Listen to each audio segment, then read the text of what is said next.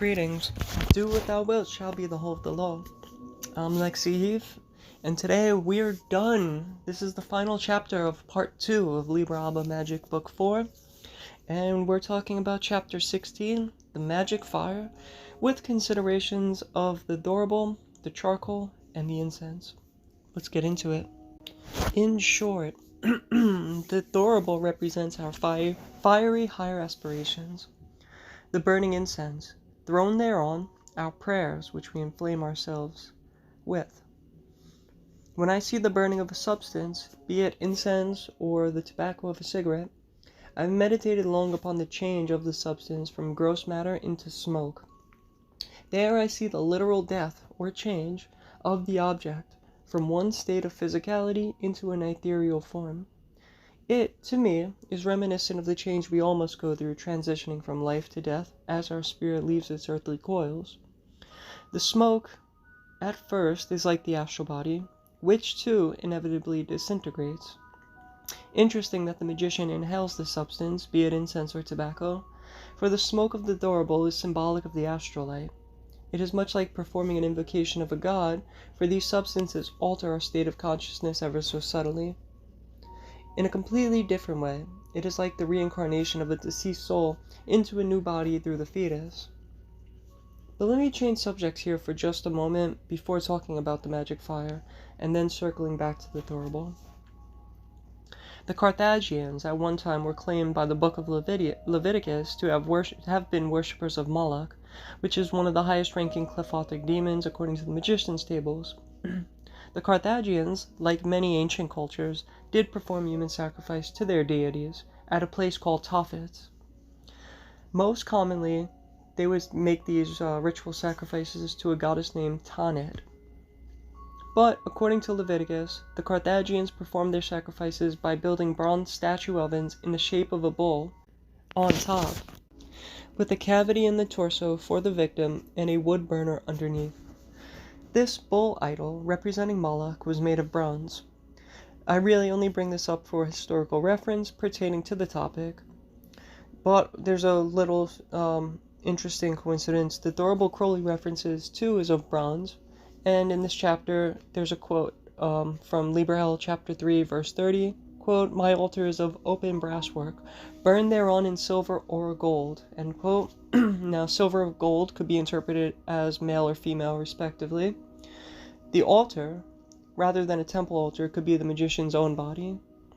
But here, I just feel like I really need to, because it needs to be said, and I just have to add that I'm completely against the idea of human sacrifice and ritual. I'm even against animal sacrifice and ritual. I in no way encourage the practice, as other people have done in recent years, which is why I feel I have to say this. The menses, the male seed, or the blood from the magician is a completely viable substitute. I, again, only bring this up as it was one-time practice across the globe and does have magical power. I respect traditions that use animal sacrifice, such as African diaspora religions, but for myself, I've never used animals in any capacity in any rituals, nor would I find the practice of sacrifice useful for myself. But they're to each their own, so I don't want to discriminate against you if you're in a religion that does use animals. I'm just telling you, I don't. I have no need for so one of the only things I am truly against concerning magic is human sacrifice. But as a guideline, and I believe in today's world, one would have to be unstable to dwell on actually doing this, and I suggest that the person probably reach out and get help if they're thinking about finding a way to do this. It's probably the telltale signs of a psychopath. Let's say in a different circumstance, if a person is completely cognizant and consenting and wanted to be a sacrifice, they should probably be put into therapy beforehand, but let's say they're terminally ill and they have pure belief that they want to go to this deity this way, maybe by an assisted suicide, for instance, in certain countries, which they're doing it now, and you could have a ritual around their last moments on earth. That would be an idea of a sacrifice to a deity where it's not brutal and, still it would have to be in a state where it's legal, they would have to be terminally ill. And so along those lines, there are ways that this could be permissible. Any other way, I wouldn't feel comfortable being around or a participant in that rite. I would discourage the affair, probably go to the authorities behind the whole matter, and really truly see if that person could be helped through therapy. I am for euthanasia also, but I'm talking about the brutality in other circumstances I'm completely against. That said, in today's world, I find human sacrifice completely useless as a practice and better off not performed. Further, if you need to perform a sacrifice to a god, let it be something that you hold dear, such as your most prized earthly inanimate possession. That would work just as well, probably better. So to continue on with the main lecture at hand, with that crazy segue out. So what is the Magcik Fire Crowley speaks of in the title to this chapter? It is not a physical thing, that is for certain, though physical fire of a match or candle can represent it symbolically. It is along the lines of one's highest aspirations, but so much more. Crowley begins this chapter, quote, "Into the Magcik Fire all things are cast. It symbolizes the final burning up of all things in Shiva Darshana. It is the absolute destruction alike of the magician and the universe," end quote. If you will, a finality in burning up of one's karma. Alchemically speaking, as one attains to the supernal triad, they will have crossed the desert on the back of a camel. They will begin draining their lifeblood into the grail of the Scarlet Woman, absorbing everything that they identify with themselves into the Absolute, uniting the one with the many. There, they may travel until the high sun has brought death. Their bodies scorched and dry shall shrivel, becoming dust. Here I'm going to quote Liber ABA, verses 4 through 6. "Then shall thy brain be dumb, and thy heart beat no more, and all thy life shall go from thee, and thou shalt be cast out upon the midden, and the birds of the air shall feast upon thy flesh, and thy bones shall whiten in the sun. Then shall the winds gather themselves together, and bear thee up, as it were, a little heap of dust, in a sheet that hath 4 corners. And they shall give it unto the guardians of the abyss. And because there is no life therein, the guardians of the abyss shall bid the angels of the winds pass by. And the angels shall lay thy dust in the city of the pyramids, and the name thereof shall be no more." End quote. Upon reaching the sphere of Bina, one must grapple with the Buddhist sorrow and suffering as a state of being. This dust that they have become is the last of their karma. It must be gathered up and cast into the magical fire once and for all, becoming a fine ash, fit for the urn as they become a magus. This union with Chachma is synonymous with the state of Shiva Darshana, which is like, but a more perfect form of Samadhi. Reaching this sphere is to come to realize the passage from the Book of the Law, "Existence is pure joy," the antithesis of the Buddhist sorrow. Like everything in magic, I argue that the Magcik Fire has different permutations depending on one where is viewing it. What I just described above is its highest sense. If perceived from Tifareth, it is the internal condition of the holy hexagram, inflaming oneself with prayer and passively aspiring upwards towards the grace of the HGA. From below in Malkuth, it would be the astral light. Let's come back to the Thurible. It is placed in the east of the temple upon a brass altar. Brass is a combination of copper and tin, which are Venus and Jupiter. Quote, "symbolical of divine love." Upon this altar stands the censer proper. It has 3 legs, symbolical of fire. End quote.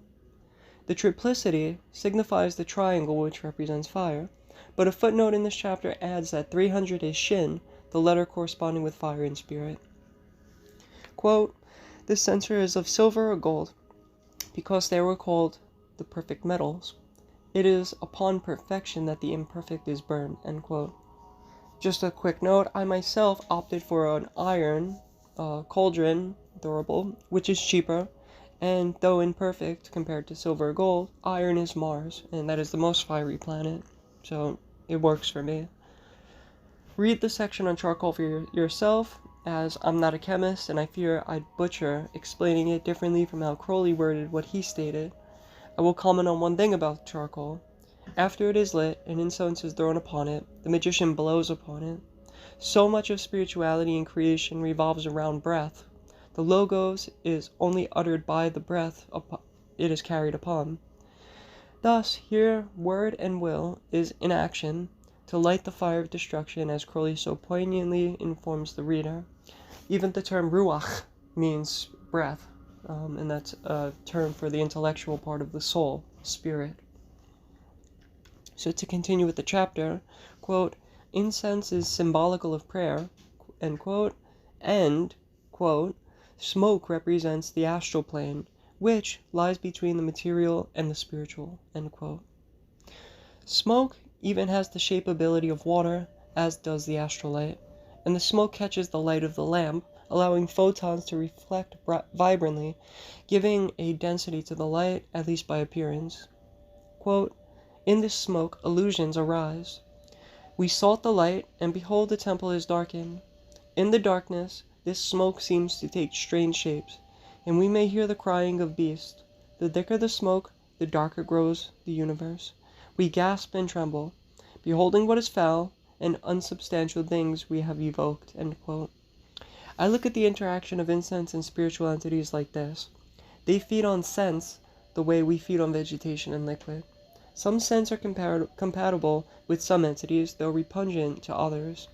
Then, of course, there are astrological correspondences to take into account with scent, and this not only affects entities, but the consciousness of both the magician and the operation at hand. Thus, if working with a solar current, frankincense would be proper and would work harmoniously with the solar force present, while myrrh, which is a Saturnian incense, would dampen and oppress the solar current, weakening it, and perhaps even offending a solar spirit. As for why smoke allows one to see phantoms more easily, I find it is because the smoke gives the conscious mind something to grasp onto, and the swirling shapes allow the imagination to mold hallucinations onto the whirling smoke streams. This is great for the newly initiated, and any magician really, but the adept magician should have opened his eye and developed their astral sight early on, allowing them to glean the figures in the astral realm, fairies, the deceased, etc. more easily, as well as learned how to call down deities from higher planes. To call those which are absolutely intangible down to the astral, where the magician can form the god a body of light, and then first bring the god's consciousness into the astral light, and then the astral deity into the magician to complete their invocation. Crowley writes here that, quote, Polyphemus, end quote, inhabits the astral realm level of existence. This is fascinating to me because in Homer's Odyssey, Odysseus and his men are trapped in a cave by the one-eyed giant, who daily feeds on them like cattle. This is much like a Stygian or succubi. The band of travelers blind the giant by gouging his eye, allowing them to escape. This, if taken as a meditation, teaches that you should doubt the eyes, for the mind and sense perception of the universe are false, being below the abyss. If thine eye offends thee, pluck it out. Learn to see with the spiritual eye, not the reasoning faculties, and you may glimpse the illusion for what it is, the Maya, falsity of the Ruach. It comes down to will, as it always does. The astral realm and its inhabitants must be overcome. To do so, you must take everything in proportion to necessity as the individual you are in this incarnation. Else you become a slave to anything you have not mastered. Be it fear, addictions, emotional afflictions, or just inconsiderations for your responsibility to yourself, mankind, and the universe, you can easily become thrown from the path and trapped in a place that is unconducive to being able to do your will. Anything you have not mastered can and will be used against you. Any malignant spirit or curse can only speed up your karma. If you have neglected some responsibility or training, are ignorant of some character defect that is lurking deep within, the only way spirit or curse can hurt you is by latching onto whatever it is you have not yet worked on and bring out the worst in you. That is how so many new practitioners go crazy for magic. They refuse change to uproot whatever should be cast into the Magcik Fire, and thus are played by the spirit on strings like that of the marionette. I suggest you learn as much of yourself at the deepest levels possible, thus clipping those strings once and for good. I leave this part 2 of Liber ABA behind with the quote by the Master from the very end of this chapter. Quote, whether they are hypocrites or morally insane is a matter which we can leave to their own consideration. All these phantoms, of whatever nature, must be evoked, examined, and mastered. Otherwise we may find that just when we want it, there is some idea with which we have never dealt. And perhaps that idea, springing on us by surprise, and as it were from behind, may strangle us. This is the legend of the sorcerer being strangled by the devil." End quote. Love is the law. Love under will. I'll see you guys in the next section, Magic in Theory and Practice. Cheers.